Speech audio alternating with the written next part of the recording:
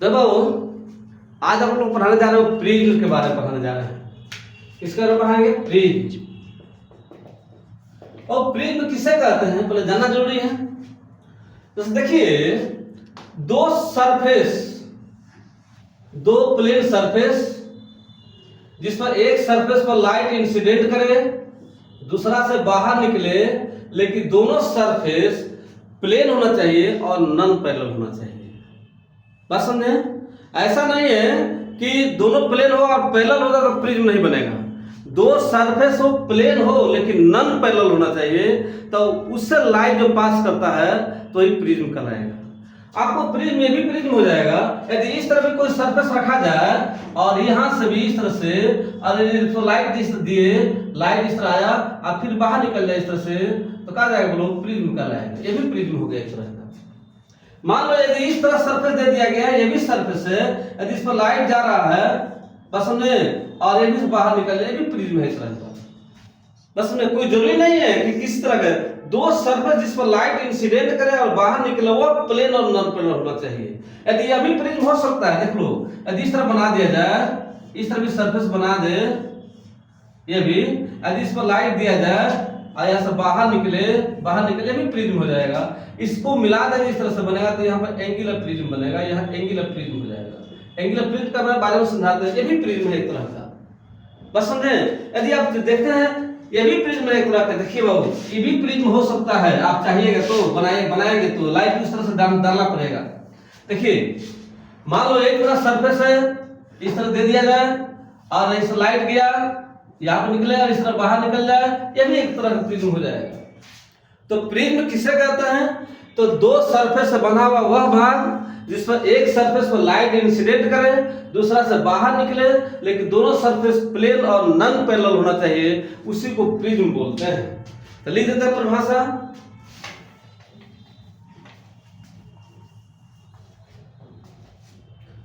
लिख देते हैं prism is a transparent medium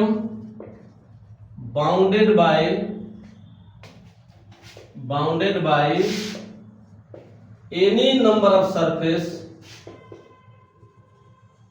in which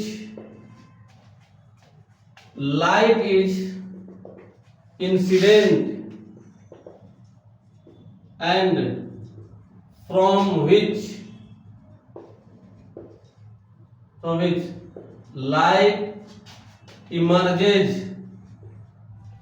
are plane and non-parallel। इसी को non-parallel, इसी को हम प्रिज्म बोलते हैं। प्रिज्म क्या है? तो दो सरफेस से बंधा हुआ वह भाग जिस पर एक सरफेस पर लाइट इंसिडेंट करे दूसरा से बाहर निकले, दोनों सरफेस प्लेन और नॉन पैरेलल होना चाहिए, उसी को प्रिज्म बोलते हैं। अब एक बात ध्यान से समझिए, यहाँ पर जो बताने जा रहे हैं थोड़ा गौर समझिए बाबू इसके बारे में। देखिए अभी हम प्रिज्म लिए थे, देखो यही प्रिज्म है, इस पर लाइट इंसिडेंट कराए। अच्छा इस सरफेस नहीं रहता तो लाइट सीधे चला जाता इस तरह से, लेकिन इस सरफेस का रंग क्या है, या जो रेयर से डेंसर में जा रहा है तो थोड़ा अंदर झुक का जाएगा, नॉर्मल तरफ झुक गया। फिर इस सरफेस पर आया, इस सरफेस से फिर ये का डेंसर से रेयर में जा रहा है तो नॉर्मल से दूर भाग गया, इधर चला गया। तो देखिए इस सरफेस पर लाइट इंसिडेंट किया और इससे निकला, तो दोनों सरफेस जहां मिला वो दोनों के बीच में जो एंगल बनेगा उसको एंगुलर प्रिज्म बोलते हैं। क्या बोलते हैं? Angular prism. ये इसका दूसरा नाम है रिफ्रैक्टिंग एंगुलर प्रिज्म। वैसा सरफेस जिस पर लाइट इंसिडेंट नहीं किया, माने रिफ्रैक्शन की क्रिया नहीं हुआ, उसको हम बेस बोलते हैं। क्या बोलते हैं? बोलो बेस बोलते हैं। कोई दिक्कत? अब देखिए मान लो यही तुम्हारा इंसिडेंट था, जा रहा था इस लाइन पर, लेकिन प्रिज्म के कारण ये रे इधर मुद्दा चला गया ना, तो इसको थोड़ा बैक करेंगे तो यहाँ मिला, माने इंसिडेंट रे से रिफ्रैक्टेड रे में हुआ, ये भी इंसिडेंट रे है या रिफ्रैक्टेड रे है, तो इंसिडेंट रे से रिफ्रैक्टेड रे में जो एंगल जितना एंगल से चेंज किया उसी को हम डेविएशन बोलते हैं। मतलब इंसिडेंट रे से रिफ्रैक्टेड रे की तरफ जितना एंगल से चेंज कर गया उसी का बोलते हैं डेविएशन बोलते हैं। क्या बोलते हैं? बोलो डेविएशन। तो हम लिखते हैं angular prism angle of prism का परिभाषा ले लेते हैं, तो इसका बोलते हैं रिफ्रैक्टिंग एंगल ऑफ प्रिज्म, इसको दोनों बोला जाता है। तो लेते हैं the angle form between two surface on which light is incident and from which light is emerges। लिखते हैं it is represented by capital A, बड़ा ऐसे रिप्रेजेंट करते हैं। अब लेते हैं angle of deviation. Angle of deviation किसे कहते हैं जानिए। एंगल ऑफ डेविएशन अभी बताया था ना, इंसिडेंट रे से रिफ्रैक्टेड रे में जितना एंगल से चेंज कर दिया, माने इंसिडेंट रे रिफ्रैक्टेड रे की तरफ जितना एंगल से चेंज कर दिया उसी को एंगल ऑफ डेविएशन बोलते हैं। तो लिखते हैं the angle turn from incident ray to emergent ray is called angle of deviation. It is represented by delta. कोई दिक्कत? अब हम जो पढ़ने जा रहे हैं रिफ्रैक्शन थ्रू प्रिज्म। अब जो टॉपिक पढ़ने जा रहे हैं वो क्या है? Refraction through prism. प्रिज्म से रिफ्रैक्शन, रिफ्रैक्शन थ्रू प्रिज्म। गौर से समझिएगा बाबू, यदि आ गया तो थ्योरी जरा रखना नहीं पड़ेगा, पहले समझ लीजिए। मान लो यही तुम्हारा कोई प्रिज्म है, यही रेज जा रहा था इस तरह से, कोई दिक्कत? यदि ये सरफेस नहीं रहता तो रेज सीधे पार करता इस तरह से चल जाता, लेकिन इस सरफेस के कारण क्या जाएगा, रेरा से डेंसर में जा रहा तो नॉर्मल तरफ झुक गया, यहां पर चला गया। यहां पर जो एंगल बनेगा उसको आई बोलेंगे, इसको क्या बोलते हैं? आर बोलते हैं। फिर अब यह रेज दूसरा सरफेस को आया और दूसरा सरफेस पर डेंसर से रेरा में जा रहा है, तो कहा जाएगा जी नॉर्मल से दूर चला जाएगा और यह रे नॉर्मल से दूर इधर चला गया और यहां जो एंगल उसको आर डैश, इसको आई डैश मानते हैं, आई डैश। कोई दिक्कत? अब देखो ध्यान से, यह एंगल आई क्या है? इंसिडेंट रे और नॉर्मल के बीच का है।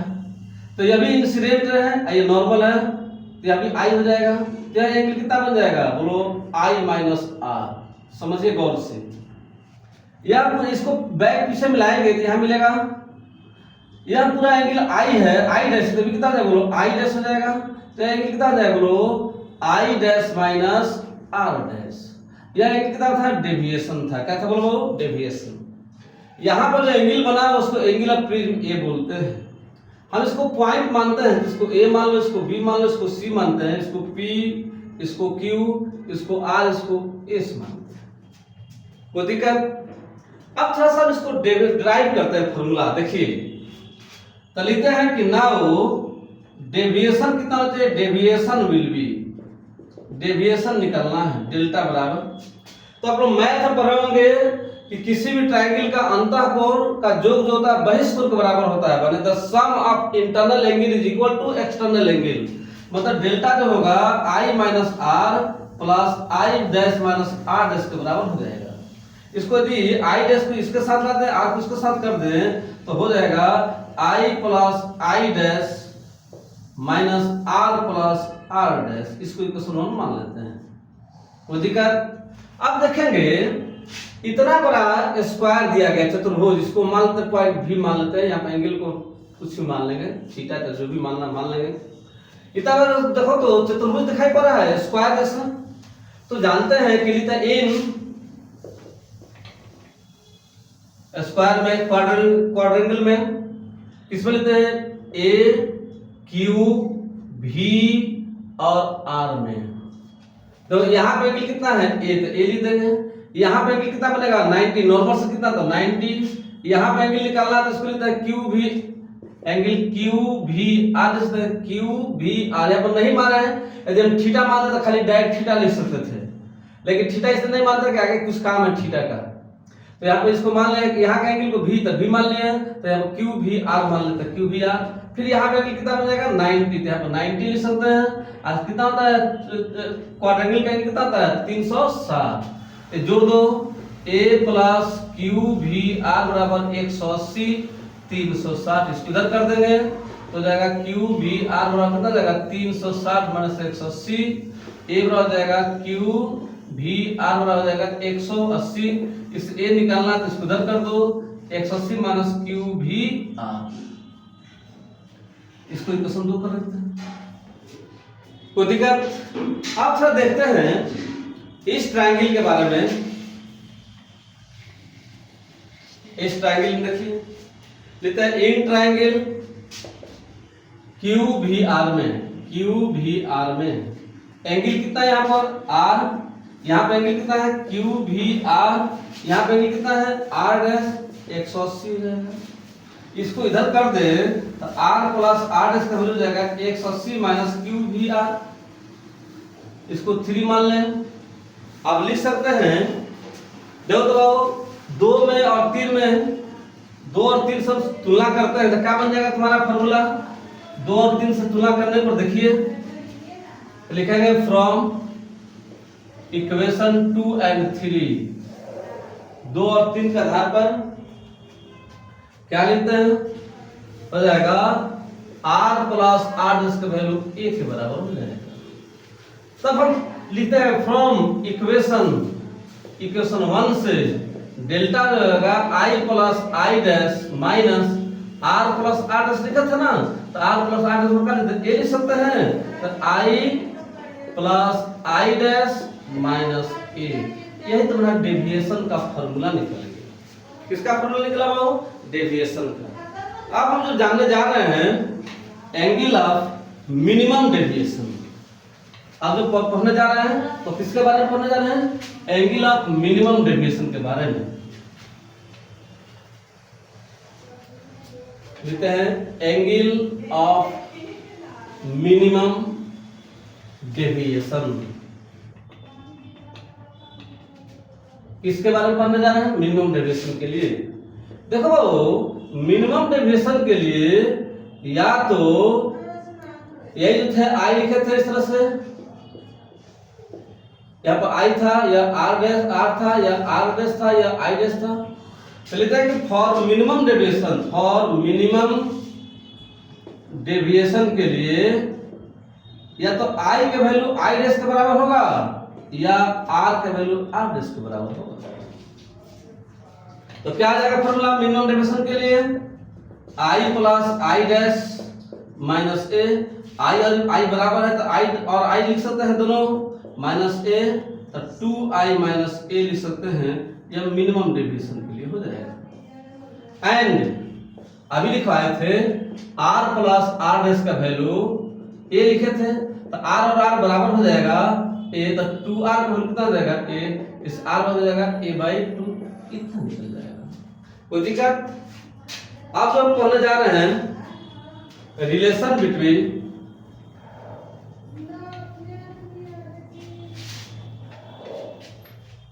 अब जो पढ़ने जा रहे हैं वो लिखते हैं heading relation between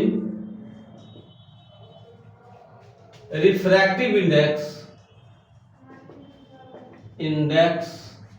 and angle of deviation के बीच में। देखो गौर से समझिए, यही तुम्हारा प्रिज्म था, यही रे जा रहा था, यहाँ पर आई या आर डैश आई, यहाँ पर ए था। अभी हम लिखे थे कि फॉर मिनिमम डेविएशन के लिए क्या वैल्यू लिखवाए थे, आई बराबर आई डैश एंड आर बराबर आर डैश। इसका लिखवाया था, अभी फॉर्मूला था डेल्टा मिनिमम का वैल्यू 2i माइनस ए। तो इसको इधर कर दो तो डेल्टा मिनिमम प्लस ए बराबर हो जाएगा 2i। इससे i के वैल्यू कितना हो जाएगा, delta minimum plus A by 2, या i के वैल्यू निकल गया। एंड r का वैल्यू निकाले थे r प्लस आर डैश बराबर ए, r plus R A, 2r बराबर ए, r का वैल्यू a बाई 2 आया था। तो लिखता है from Snell's law, from Snell's के नियम के आधार पर म्यू1 sine I mu 2 sine R. देखिए रे कहां से आ रहा, हवा में से आ रहा, तो म्यू1 का वैल्यू 1 मानते हैं, किस में जा रहा, ग्लास में ना, तो म्यू 2 वैल्यू म्यू मान लें, तो हो जाएगा 1 साइन आई बराबर म्यू साइन आर। तो म्यू का वैल्यू हो जाएगा sine I by sine R. कोई दिक्कत? अब थोड़ा सा आगे देखते हैं।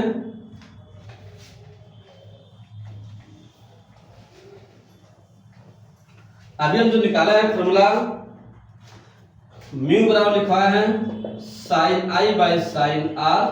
तो साइन और आई का वैल्यू कितना था, delta minimum plus A by 2, और साइन आर का वैल्यू कितना था, ए बाई 2। यही तुम्हारा म्यू का फॉर्मूला निकल गया। तो याद रखिएगा रिफ्रैक्टिव इंडेक्स और मिनिमम डेविएशन का रिलेशन ये निकल गया तुम्हारा। अब सवाल इसमें पूछता है कि थिन प्रिज्म हो तब क्या हो सकता है, बहुत पतला प्रिज्म हो, तो लिखता है कि फॉर थिन प्रिज्म के लिए, किस प्रिज्म के बारे में बात कर रहे हैं, थिन प्रिज्म के बारे में बात कर रहे हैं। तो थिन प्रिज्म के लिए साइन डेल्टा मिनिमम प्लस ए का वैल्यू बाई 2 का वैल्यू लगभग delta minimum plus A by 2 के बराबर होगा, एंड साइन ए बाई 2 का वैल्यू लगभग किसके बराबर हो जाएगा, ए बाई 2 के बराबर। रख दो वैल्यू यहाँ पर, म्यू बराबर लिख सकते हैं delta minimum plus A by 2 गुणे ए बाई 2, 2 से 2 कट जाएगा, तो म्यू का वैल्यू हो जाएगा delta minimum plus A by A. कोई दिक्कत? अब क्या करते हैं कि थोड़ा सा समझिए, इसको हटाते हैं। अब थोड़ा समझिए कि इसको तिरछा गुणा करेंगे तो म्यू ए बराबर हो जाएगा डेल्टा मिनिमम प्लस ए लिख सकते हैं। इस ए को इधर ला देंगे तो म्यू ए प्लस माइनस ए बराबर डेल्टा मिनिमम हो जाएगा। इससे डेल्टा मिनिमम का वैल्यू, इसमें से ए कॉमन ले लेंगे तो म्यू माइनस 1, यही थिन प्रिज्म के लिए मिनिमम डेविएशन निकल जाएगा। ना समझे? अब थोड़ा पढ़ना है हमको मैक्सिमम डेविएशन के लिए, तो लिखो हेडिंग देते हैं एंगल ऑफ मैक्सिमम डेविएशन। लिखते हैं एंगल ऑफ मैक्सिमम डेविएशन। किसके बारे में बात कर रहे हैं, मैक्सिमम डेविएशन के लिए। तो याद रखिएगा बाबू, मैक्सिमम डेविएशन के लिए या तो रे को, या तो आई का वैल्यू, या तो आई का वैल्यू, आई का जो वैल्यू है आई बराबर 90 हो जाए, या आर डैश आई डैश का वैल्यू 90 डिग्री हो जाए।